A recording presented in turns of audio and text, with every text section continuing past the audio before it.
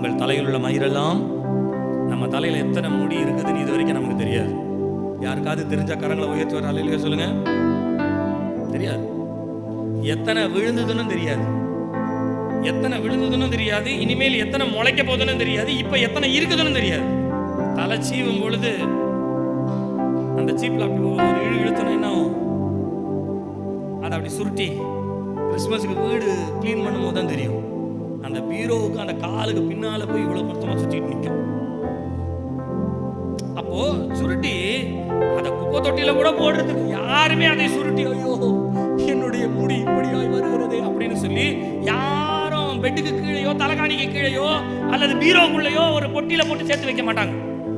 ஆனால் வேதம் சொல்லுகிறது, நீங்கள் எடுக்காத ஒரு கவனத்தை தேவன் கவனித்து வைத்திருக்கிறார். உங்கள் தலையில் உள்ள மயிரெல்லாம் எண்ணப்பட்டிருக்கிறது. அல்லேலூயா.